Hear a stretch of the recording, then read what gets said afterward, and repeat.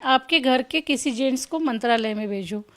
हमारी तीनों की फैमिली थी, तो मेरे घर का जो मेरे मेरे पति है वो जेंट्स, वो ही ये हमले में शहीद हो गए। तो मैं घर के किस जेंट्स को मंत्रालय में भेजूँ? कि आप जब लोग ये घटना घटी थी 22 अप्रैल को, तो फिर आप लोग जब सब हमको मिलने आए थे, तब आपने हमें ये प्रॉमिस किया था कि आप मेरी बहन हो, ये मेरी बेटी जैसी हैं। तो फिर आज वो बहन की आपको याद क्यों नहीं है? ये बेटी की याद क्यों नहीं है? उसकी जॉब के लिए इतना लेट क्यों हो गया है? 10 महीने हो गए। 10 महीने का पीरियड बहुत बड़ा होता है।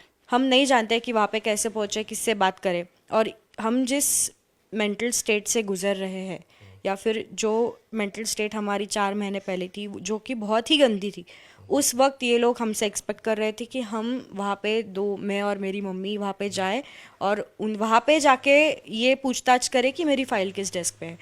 तो मुझे लगता है ये बहुत ही शर्म की बात है कि अगर हमारे सीएम और डेप्यूटी सीएम हमारे घर में आके ये दुख के समय ये बोलते हैं कि हम आपका काम करेंगे, आपको कहीं जाने की ज़रूरत नहीं है, आप मेरी बेटी जैसे हो, और उसके बाद 4-5 महीने बाद मुझे ये स्टेटमेंट्स मिलते हैं कि आपको जाके चेक करना चाहिए कि आपकी फ़ाइल कहाँ पे है।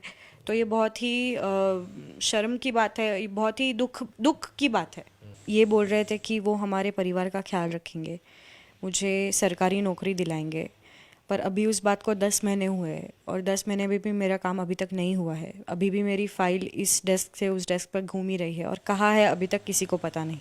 मतलब इसका कोई एक प्रॉपर आंसर ही नहीं दे पा रहा है कि फ़ाइल कहाँ है, किस चीज़ की वजह से इतना डिले हुआ है, या फिर कौन से डिपार्टमेंट के पास है, किसके डेस्क के ऊपर वो इतने दिनों से पड़ी हुई है फ़ाइल। तो उसके ऊपर कोई आंसर नहीं है। और 10 महीने से हम लोगों ने कई अधिकारियों से बात की, कई ऑफिसर्स से बात की, कई बड़े लोगों से जो इस प्रोसेस में इन्वॉल्व है उनसे बात की, बट उनमें से किसी ने जो एक रिस्पॉन्स होता है जिससे हम कह सकते हैं कि सेटिस्फैक्शन मिले कि हाँ ठीक है मतलब अगर कोई आपको बोले कि 6 महीने लगेंगे तो भी अंडरस्टैंड कि ठीक है अभी 6 महीने रुकना है, बट हर महीने में हाँ 10-15 दिन में हो जाएगा, 10-15 दिन में हो जाएगा, ऐसा कर करके आज 10 महीने हो चुके हैं। 10 महीने हो गए पहलगाम के हमले को। इस आतंकवादी हमले के बाद जो फैमिलीज इस सब में से गुजरी है, उनकी एग्जैक्टली क्या हालत है वो देखने के लिए मैं अभी आया हूँ पुणे में। अहमपूर्ण बात यह है कि उसमें जो आतंकवादी थे, उन्हें उनका एनकाउंटर करने का, उन्हें मार दिया गया है, इस तरीके का क्लेम इससे पहले हुआ। सरकार की तरफ से थोड़ा बहुत श्रेयवाद भी होने की उन पर आलोचना हुई, लेकिन अहमपूर्ण बात यह है कि जो इस सभी पूरे प्रोसेस से गुजरे हैं, जो इस दुख से गुजरे हैं, उनकी अब क्या परिस्थिति है। उन्हें सरकारी नौकरी का आश्वासन मिला था, क्या वो पूरा हो चुका है? आसावरी जगदाले है हमारे साथ, जो अपने पापा को के साथ वहाँ गई थी और वापस आते वक्त सिर्फ माँ के साथ ही उन्हें आना पड़ा क्योंकि उनके पापा उस हमले में नहीं रहे। आसावरी, आपको आश्वासन मिला था सरकारी नौकरी का, क्या वो पूरा हुआ है? नहीं, अप्रैल में मेरे पापा की डेथ हुई, मतलब वो शहीद हुए आतंकी हमले में।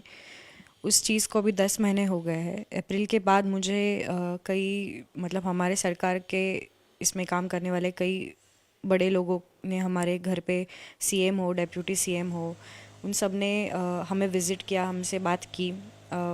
उस वक्त सब ये बोल रहे थे कि वो हमारे परिवार का ख्याल रखेंगे, मुझे सरकारी नौकरी दिलाएंगे, पर अभी उस बात को 10 महीने हुए हैं और 10 महीने में भी मेरा काम अभी तक नहीं हुआ है। अभी भी मेरी फ़ाइल इस डेस्क से उस डेस्क पर घूम ही रही है और कहाँ है अभी तक किसी को पता नहीं। मतलब इसका कोई एक प्रॉपर आंसर ही नहीं दे पा रहा है कि फ़ाइल कहाँ है, किस चीज़ की वजह से इतना डिले हुआ है, या फिर कौन से डिपार्टमेंट के पास है, किसके डेस्क के ऊपर वो इतने दिनों से पड़ी हुई है फ़ाइल। तो उसके ऊपर कोई आंसर नहीं है। और 10 महीने से हम लोगों ने कई अधिकारियों से बात की, कई ऑफिसर्स से बात की, कई बड़े लोगों से जो इस प्रोसेस में इन्वॉल्व है उनसे बात की, बट उनमें से किसी ने जो एक रिस्पॉन्स होता है जिससे हम कह सकते हैं कि सेटिस्फैक्शन मिले कि हाँ ठीक है मतलब अगर कोई आपको बोले कि 6 महीने लगेंगे तो भी अंडरस्टैंड कि ठीक है अभी 6 महीने रुकना है, बट हर महीने में हाँ 10-15 दिन में हो जाएगा, 10-15 दिन में हो जाएगा, ऐसा कर करके आज 10 महीने हो चुके हैं और अभी भी उनके पास कोई जवाब नहीं है। उसके बाद एक एक ऐसा मोमेंट आता है कि जब इंसान फ्रस्ट्रेट हो जाता है कि ऑलरेडी हम लोग मेंटली इतना डिस्टर्ब्ड है, मेंटली इतना ड्रेन्ड है हम लोग, फिर भी हमें ही उस चीज़ के लिए फॉलोअप करना पड़ रहा है, हर किसी से बात करनी पड़ रही है। कुछ लोगों के रिस्पांस बहुत ही नेगेटिव रहे हैं, या फिर कुछ लोगों ने रिस्पांस ही नहीं दिए हैं, और जिन लोगों ने दिए हैं उन लोगों ने ऐसे आंसर्स दिए हैं कि जिससे हम समझ नहीं पा रहे कि मेरा काम होगा भी या नहीं। तो मतलब अभी ऐसा सिचुएशन है कि होप्स ही नहीं बचे हैं कि क्या होगा या नहीं। ये सिचुएशन में अभी हम लोग पहुंच गए। तो कितने अफसर थे जिनकी आपके साथ बात हुई, और कौन कौन से ऐसे नेतागण हैं जो आपको आश्वासन देके चले गए थे? सीएम और डिप्यूटी सीएम की तरफ से ये आश्वासन दिया गया था कि वो सरकारी नौकरी मुझे दिलाएंगे, और मंत्रालय में जो जैसे कि आईएएस ऑफिसर्स होते हैं, सचिव, उप सचिव है, उनसे यहाँ से मंत्रालय तक चली गई? तो पहले यहाँ से पुणे महानगर पालिका से पूरी प्रोसेस हुई, जिसमें जो आयुक्त है उन्होंने पोजीशंस लिखे जो ओपन थे, और जो मेरे एजुकेशन को रिलेट कर रहे थे उसमें से क्लास 2 ऑफिसर के लिए उन्होंने सजेस्ट किया था प्रायोरिटी पे। और यहाँ से फाइल मेरी मोस्टली जुलाई मंथ के फर्स्ट वीक में यहाँ से मंत्रालय गई थी। तो जुलाई से लेके अभी तक वो मंत्रालय में ही है, और यहाँ पे हमें बहुत सपोर्ट मिला। यहाँ पे बताने गाइड करने वाले कई सारे लोग थे पुणे महानगर पालिका में, बट मंत्रालय इतना बड़ा है और हम वहाँ पे किसी को नहीं जानते, क्योंकि हम पुणे में रहते हैं और मुंबई में ऐसा कोई जान पहचान वाला नहीं है जो वहाँ पे काम करता है और हमें बता सके कि कौन से डिपार्टमेंट में जाना है। इनफैक्ट मंत्रालय में एंट्री कैसे लेते हैं ये भी हमें कोई गाइड नहीं कर चुका है। तो हम नहीं जानते कि वहाँ पे कैसे पहुँचे, किससे बात करें, और हम जिस मेंटल स्टेट से गुजर रहे हैं, या फिर जो मेंटल स्टेट हमारी 4 महीने पहले थी जो कि बहुत ही गंदी थी, उस वक्त ये लोग हमसे एक्सपेक्ट कर रहे थे कि हम वहाँ पे मैं और मेरी मम्मी वहाँ पे जाए और वहाँ पे जाके ये पूछताछ करें कि मेरी फ़ाइल किस डेस्क पे है। तो मुझे लगता है ये बहुत ही शर्म की बात है कि अगर हमारे सीएम और डिप्यूटी सीएम हमारे घर में आके ये दुख के समय ये बोलते हैं कि हम आपका काम करेंगे, आपको कहीं जाने की ज़रूरत नहीं है, आप मेरी बेटी जैसे हो, और उसके बाद 4-5 महीने बाद मुझे ये स्टेटमेंट्स मिलते हैं कि आपको जाके चेक करना चाहिए कि आपकी फ़ाइल कहाँ पे है। तो ये बहुत ही शर्म की बात है, ये बहुत ही दुख की बात है। उनकी माँ है हमारे साथ, आप भी इस प्रोसेस में गई होगी, क्या आप भी मंत्रालय तक गई थी? नहीं, मुझे बोला गया था कि आप मंत्रालय में, आपके घर के किसी जेंट्स को मंत्रालय में भेजो। हमारी तीनों की फैमिली थी, तो मेरे घर का जो मेरे पति है वो जेंट्स, वही ये हमले में शहीद हो गए, तो मैं घर के किस जेंट्स को मंत्रालय में भेजूँ? तो बहुत सारे यानी कि एक नाथ शिंदे जी के पीए जो थे, या फिर नीलम ताई के पीए जो थे, एक जो थे वो हमें कोऑपरेट कर रहे थे, पर दूसरे पहले वाले थे उन्होंने हमसे 2-3 बार बोला कि आपको मंत्रालय में जाना चाहिए। पर हम लोग तो इतनी सिंपल फैमिली से कि हमको नहीं मालूम है कि मंत्रालय में जाकर किससे बात करनी है, या फिर हमारा कौन सा डिपार्टमेंट में ये फाइल गया है।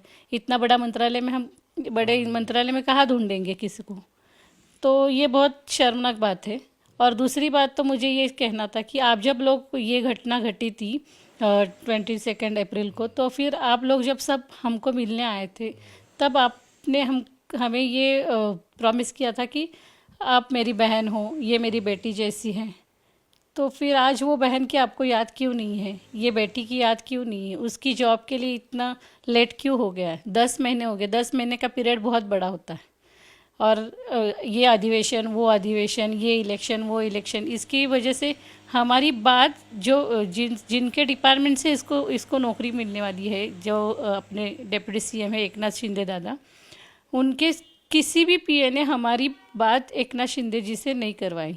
मैं उनसे बार बार रिक्वेस्ट कर रही थी। मैंने व्हाट्सएप में सबको, यानी जो अधिकारी है, जो सचिव है, उप सचिव है, जो अधिकारी है, जो पीए हैं, उन सब से बात की। उनको ये सब घटना फिर से लिख कर दी कि मैं कौन हूँ, मेरी बेटी कौन है, सब बताकर भी हमारी बात उनसे करवानी है। तो ये क्यों किया है, किस लिए किया है, मुझे मालूम नहीं है। पर मैं उनसे ये रिक्वेस्ट करूँगी कि डिप्टी सीएम और सीएम ये मामले में खुद जांच करे और मेरी बेटी को न्याय दिलाए और मुझे जॉब दिलाए।